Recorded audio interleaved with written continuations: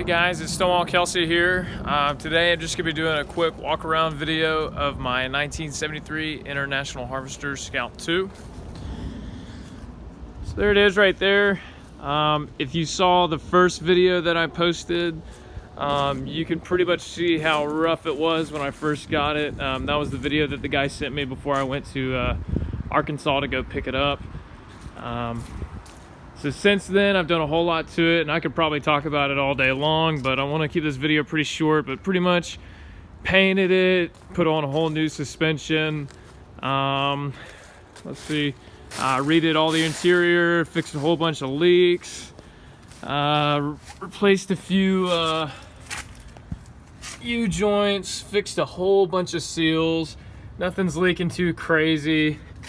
I had someone once tell me that if it's not leaking, then that means there's no oil in there, and that's even worse. So, let's see.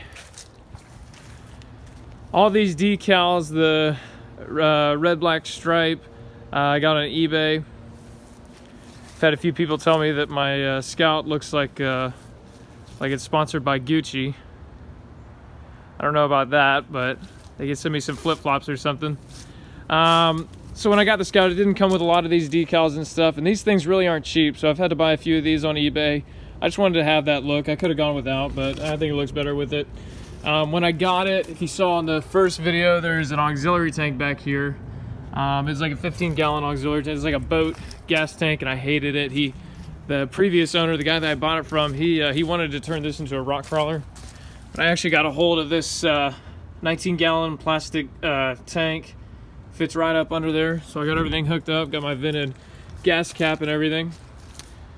This top, it's actually not the original top, but the guy that I got it from, he said he ordered it from like Texas or something. I'm not sure how he got a hold of it, but anyway, I repainted it. I really thought I was going to do a Raptor liner top, but I ended up, I was dead set on, buying the whole Raptor liner kit. And I was going to paint the whole thing in Raptor liner, but I decided last minute I was going to look around for a cheaper option.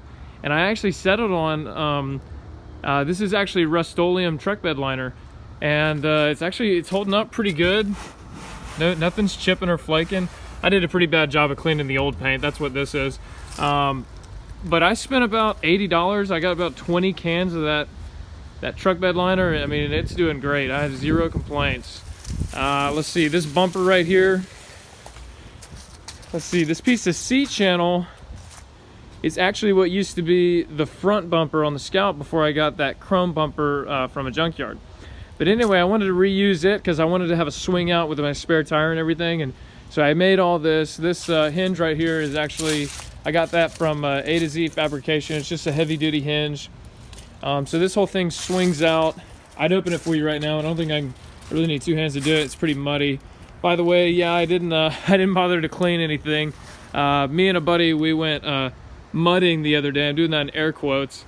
I don't actually have two-wheel drive right now because my transfer case has been leaking fluid, so I didn't want to risk anything. But anyway, we took into some mud yesterday, and I haven't had the chance to clean it. Got my water turned off anyway, so I have to take it somewhere to clean it. But this front bumper, I got that from another Scout I found in a junkyard. I've replaced these headlights. Those are nice LEDs. They have this amber ring around them when I use the blinker. Now, granted, my turning signal doesn't actually work right now. I think something's not grounded properly. Let's see, in my suspension, so when I bought it, it had a spring over with the original suspension, and it was god-awful. In the past month, I have replaced it with Skyjacker suspension, and I love it. It's awesome. I'm running, let's see, I bought it with these 33-inch Falcon Wild Peak all-terrain tires, and they're pretty good. I can't really give an accurate description of how they drive, of how they ride, because my alignment's pretty rough anyway, so they're probably not as smooth as they could be, but I like them so far. I mean, they get me around town for sure. Let's take a look at the interior. All right, so when I bought it, this seat and the back seat were both newly reupholstered.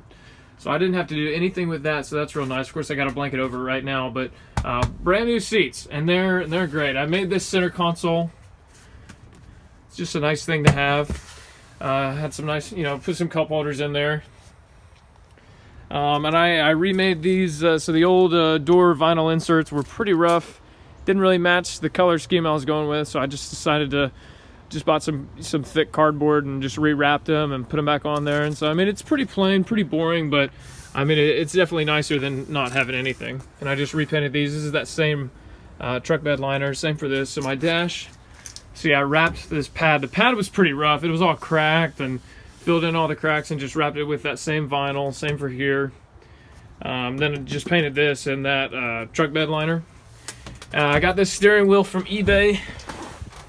I was running like, so when I bought it, it had a little go-kart steering wheel. It was like this big. It was tiny. It was almost like comedic, just driving around with it. Added in a radio, and that radio is actually connected to my sound bar up here on my Jeep Wrangler roll cage. So I got this roll cage from a junkyard for, I think I got it with all the seat belts and everything. I think I paid $50 or $60 for it. Just pulled it right out, and I welded my own mounts to it, and so it's bolted to the top of the fender wells and down here on the bottom of the Scout right there. I had to make my own plates for these to hold the seats because the guy just had it sitting on the ground. So it still moves up and all. I mean, it's kind of hard to move, but I also got my seat belts in there too. Let's see. I got the 4-wheel drive. Like I said, my transfer case is leaking a lot of fluid, so I have a whole seal kit that I need to rebuild with. I'm missing my ashtray. Now, the guy before me had a panel right here with a bunch of switches to control all of his like lights and his brights and stuff like that. So I have everything back to the factory switches. So these work. Now my low lights don't work because I think something's not grounding right. My windshield wiper works. Let's get that back to focus. There we go. My speedometer does work. I do have 33-inch tires, so the speed's off a little bit. So if I'm driving 40, it shows 25 on here.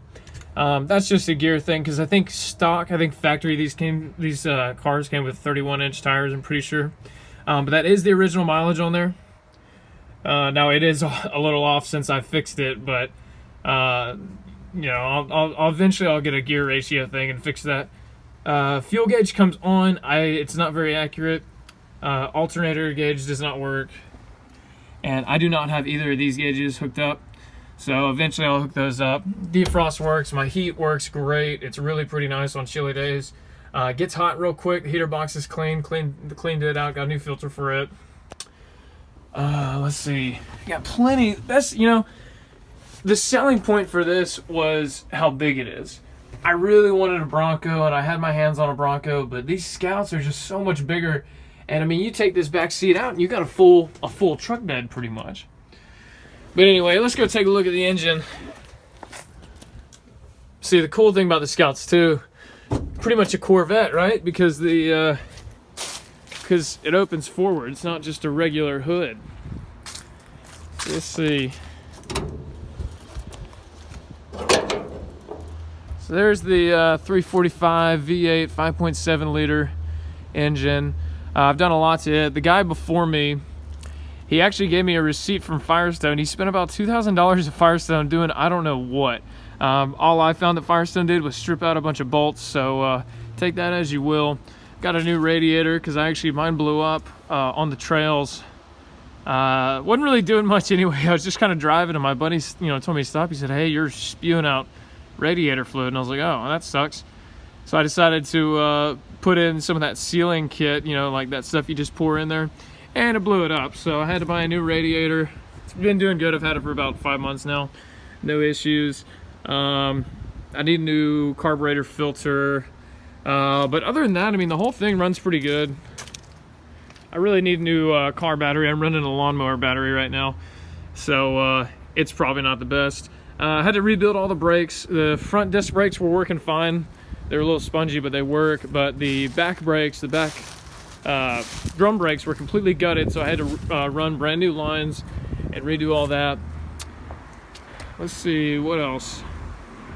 I guess that's about it. Like I said, I don't want this video to last forever, so let's just do a quick crank up.